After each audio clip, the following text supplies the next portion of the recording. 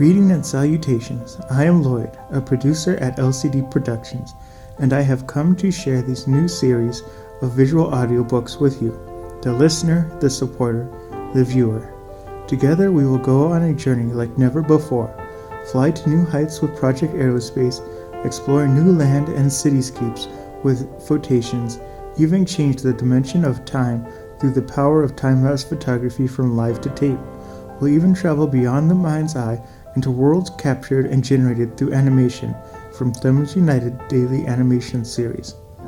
As we together go on these journeys filled with photography and theater of the mind, I hope you remember the core belief that we hold, that anyone can become the master of art, meaning that it is not some born skill what makes someone good at being creative.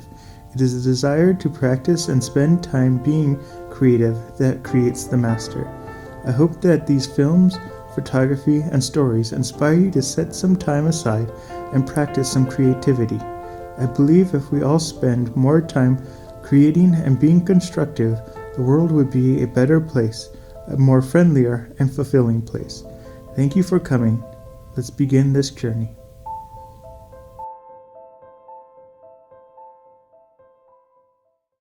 This is Live to Tape, The Girl Aviators and the Phantom Airship. Chapter 4, Jess and Roy.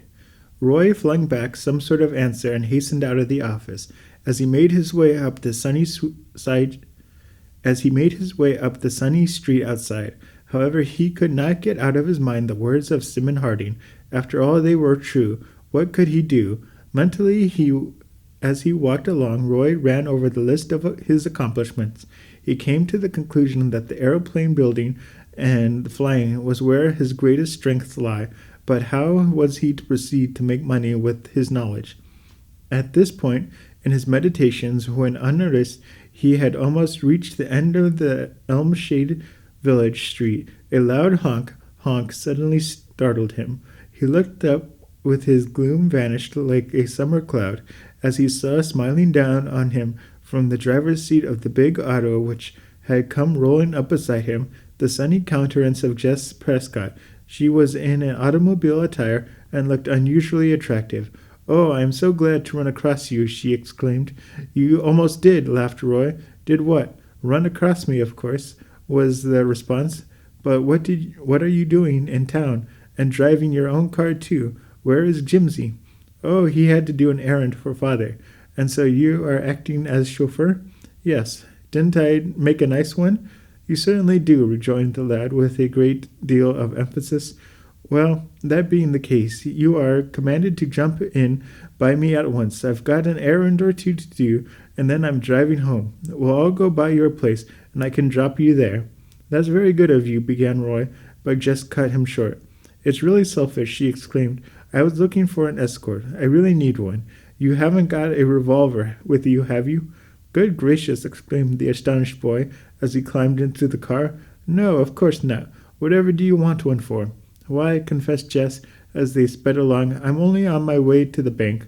Mother is going to a big dinner party tonight, and I volunteered to fetch out her jewels for her from the safe deposit vault where she keeps them." "And you were afraid the robbers holding you up?" "Of course not," laughed the girl, skillfully dodging a vagrant dog that sped across the road in front of the big car. "But just the same, I'm glad to have a nice big boy like you with me. You see, some of the jewels are very valuable, and one never knows what might happen." "No," agreed Roy, "but in a broad daylight on the road between Sandy Bay and your home, there could hardly be any risk. For instance, who would know that you had valuables in the car?" "Nobody except some of the servants at home probably," responded Jess, but there's the bank." As she spoke, skillfully manipulated her levers and pedals and brought the car into a stop against the curb, as neatly as any driver could have accomplished it. The car had hardly come to a stop before the bank door flew open and Fan Harding emerged, his features drawn up into what meant to be a pleasant smile, but which more resembled a smirk. Just ignoring his proffered hand, leaped lightly to the sidewalk and responded somewhat frigidly to his pleasantries, made her way into the bank. A cold nod was all that had passed between Fanning and Roy, though young Harding had looked astonished at beholding the other in Jess's car. Before long, the girl tipped out of the building once more, but this time she carried with her a black leather case. Fanning was once more at her side, insisting on helping her into the car, holding her arm rather tightly as he did so. I wish I could accompany you, he said. $10,000 worth of jewels is a rather risky thing to carry about. Oh, I have a splendid escort, thank you, spoke up Jess frigidly. She drew on her gauntlet and began fumbling with the levers. Roy was already out of the car and cranking up. It would be a pleasure for the ride, said Fanning in a low voice. If I were with you, I could almost wish somebody would try to hold us up so that I could show you what I could do in your defense. Just as you did that day at school when poor little Harry Willis was being beaten by that big bully, Hank Jones, asked Jess quietly. Fanning glanced, and the emphasis he drew into what he said were very distasteful to her, and she took what proved to be an effectual means of squashing him. You know, I had a sore wrist that day, and I couldn't get into a fight with Hank, he said Fanning, but his eyes were downcast, and he had not much more to say. Presently the auto chugged off, leaving the disgruntled youth standing on the sidewalk following it with his eyes. So you're trying to win out Jess Bancroft, are you? The overdressed lad thought to himself. Well, Roy Prescott, I guess that settles you. I never liked you, and now that I've a chance to get the upper hand of you, I'm going to use it. You'll regret this auto ride today and some days to come, or I am very much mistaken. He turned and re-entered the bank, but presently emerged again in a leather coat of black material, black leggings, and a black cap and goggles, hauling out of his motorcycle from the rack in front of the bank, where he wheeled into the street with an admiring crowd of small boys looking on. Started with the swift four-cylinder machine, and in a cloud of dust he vanished in the same direction as had Jess and Bancroft's car. Just once the confines of the village were passed, let the car out. They sped along, chattering merrily. The road about Sandy Bay were ideal for automobiling, and perhaps neither of the young occupants of the car noticed how fast they were going when the vehicle toppled a small rise and began to descend among a steep grade at the bottom of which the railroad, which approached on a curve, was visible in two shining parallel streaks of metal. Suddenly there came a shrill, long-drawn whistle. "Hello, a train!" exclaimed Roy. "Must be a freight. There's no regular passenger scheduled to run this time of day." "That's right," agreed Jess. "I guess I'll slow down a bit, and we'll see how close it comes to the crossing." She pressed her foot on the brake pedal and shoveled hard, but to her astonishment there was no diminution of speed in the car. It plunged forward down the hill, gaining impetus every second. Better slow up, Jess warned Roy, who had not noticed the girl grow white and faint. The possibility of what might occur if she could not control the car flashed before her. "I can't," she gasped.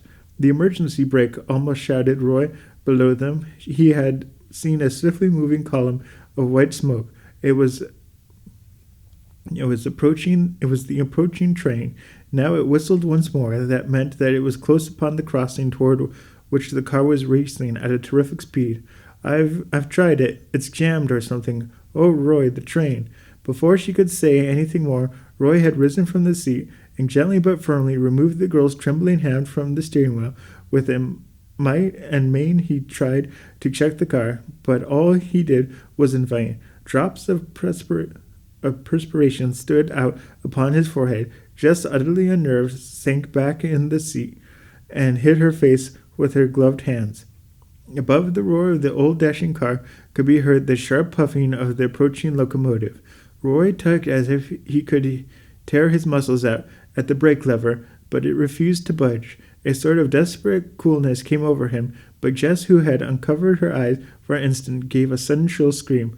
"Oh, we'll be killed. Look, the train. We'll crash into it." "Sit down, Jess," ordered Roy sternly, for the excited girl had seemed to be on the point of jumping from the car as it swayed and bumped toward the seemingly certain annihilation at a terrific state. Roy glanced desperately about him. The hill was enclosed by steepish banks with hedgerows at the top, but at the point he thought he saw a chance to escape. He despairingly changed the direction of the car, two figures sprang from behind the hedge and gazed in amazement at the runaway auto. "They'll be killed for certain," cried one. It indeed seemed so, with Jess in a dead faint and Roy looking straight into the dark face of danger. The uncontrolled car tore onward toward the train. The engineer saw it now and blew his whistle shrilly. That was chapter 4. The next chapter is chapter 5, A Narrow Escape. Thank you for experiencing this journey we have created here at LCD Productions. For more information on how to support these films and projects, visit photations.com/support. Fine art photography prints from journeys around the world can be purchased from photationsstore.com, and digital downloads of our photography and visual audiobooks is available for personal use. Commercial use is available at a different rate. Thank you for your time. I hope to see you here again.